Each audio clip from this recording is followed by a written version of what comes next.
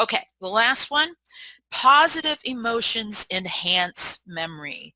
Okay, I try to be alliterative in my 7 tips to actually help you. Remember, we'll see when I list the 7 tips at the end if that does make a difference, but you can remember more when you are happy than you can remember when you are sad or anxious or stressed or fearful. So when you're having a negative, now think about this, you know, were you ever in a learning situation where the teacher didn't like you or other kids didn't like you? Maybe you're being bullied. I mean, this is why I think so many parents are reporting coming into homeschooling because their kids being bullied in school.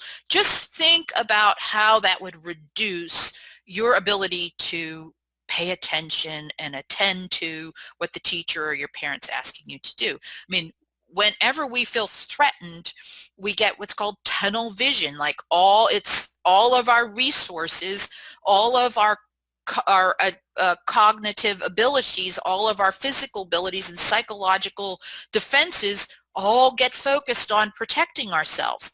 So we are not able to learn anything new when we're under threat.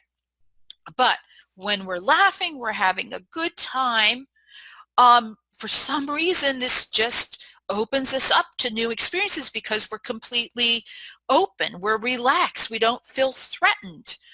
There isn't anything else competing for our attention. So it's not necessary that we have to be humorous teachers. I tried to be witty and I tried to use humor in my classroom.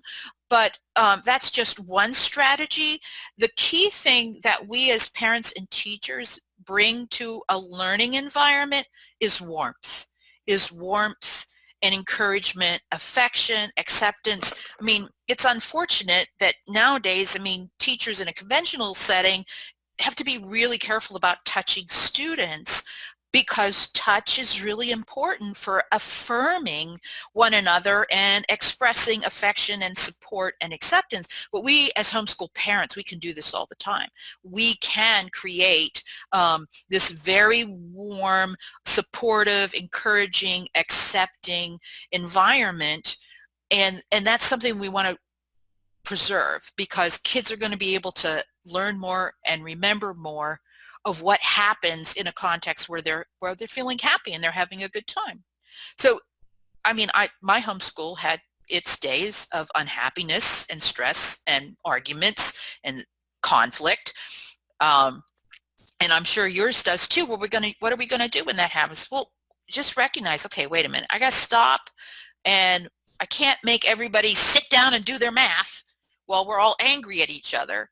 We've got to resolve this conflict because nobody's learning any math right now. And so we have to reset the environment. Okay, let's work through what just happened so we can actually get back to learning.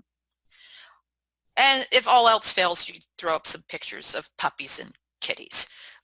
That's how I would. If you're teaching a really tough subject like calculus, then I would say I have no idea how I would teach calculus, but I would definitely have lots of puppies and kitties on my PowerPoint presentation, so at least kids would be charmed while I was explaining all these abstract formulas to them.